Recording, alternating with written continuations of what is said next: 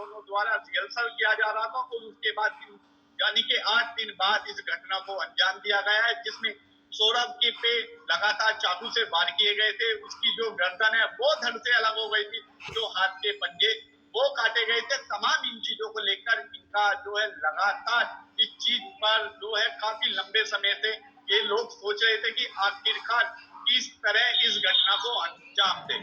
Police सूत्रों के मुताबिक मुस्कान अपने हाथ से चाकू नहीं चला पा रही थी, इसीलिए हत्या के लिए मुस्कान ने उस्तरा भी खरीद कर लाई थी। सीने पर चाकू से 3 वार करने के बाद मुस्कान ने सौरभ का उस्तरे से गला काटा। उसके बाद चाकू से वार कर साहिल ने सौरभ के सिर को धड़ से अलग कर दी।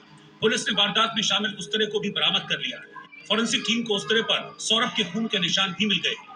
सौरभ की हत्या में जांच पड़ताल के दौरान ये भी पता चला है कि सौरभ को मुस्कान और साहिल के रिश्तों के बारे में पहले ही पता चल गया।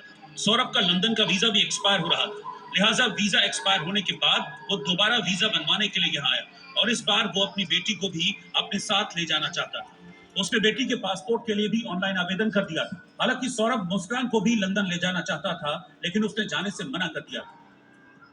सौरभ को पहले से ही आभास था कि मुस्कान और साहिल द्वारा आपस में बात की जाती है और काफी लंबे समय से जो है इनके बीच जो है अच्छी सामने आई। पूछताछ में पता चला है कि मुस्कान पहले ड्रम में लाश के ऊपर मिट्टी डालकर पौधा लगाना चाहती थी। हालांकि लाश से बदबू आने के डर से उसने सौरभ के शव को ड्रम में सीमेंट डालकर पैक कर दिया। मुस्कान काफी साजिश दिमाग थी और उसके द्वारा काफी लंबे समय से इस मर्डर को लेकर प्लान किया जा रहा था और उसमें सबसे पहले यानी कि उसने जो साहिल है उसकी कमजोरी ढूंढी।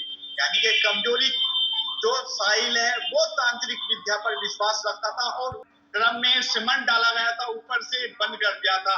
उसमें मुस्कान एक पौधा लगाने वाली थी।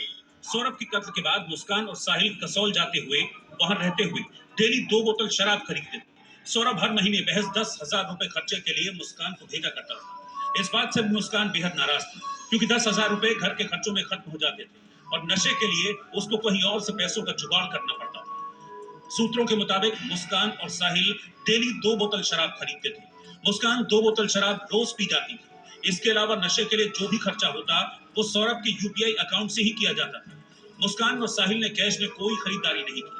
ड्रम, दवाई, चाकू, सीमेंट, ब्लीचिंग पाउडर सब कुछ ऑनलाइन ट्रांजैक्शन के जरिए खरीदा गया। अकाउंट के जरिए ये भी पता लगाया जा रहा है कि हत्या से पहले और हत्या के बाद मुस्कान ने सौरभ के फोन से कहां-कहां पेमेंट की थी। सौरभ हत्याकांड में जिस तरह से आए दिन मुस्कान साहिल की दरिंदगी सामने आ रही है, खौफनाक साजिश के पन्ने पलटे जा रहे हैं, खुलासे पर खुलासे हो रहे हैं। मुस्कान से उतनी ही नफरत लोगों की बढ़ती जा रही है कि आखिरकार एक पत्नी अपने पति के लिए कैसे इतनी हैवान बन सकती है। Bureau report, India news.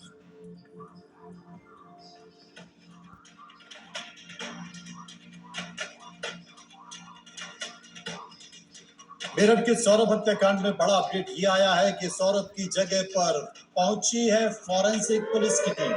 जी हां, ये बड़ी खबर निकल कर आ रही है। जहां सौरभ की हत्या हुई थी वो घर खोला गया। सबूत है कसौल में होली का जश्न मनाते हुए दोनों बेशर्मी के साथ दिखाई दे रहे हैं। इस वीडियो को आपको दिखा रहे हैं क्योंकि नए नए खुलासे इसमें हो रहे हैं।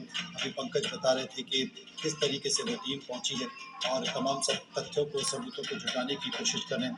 इस बीच आप कसौल की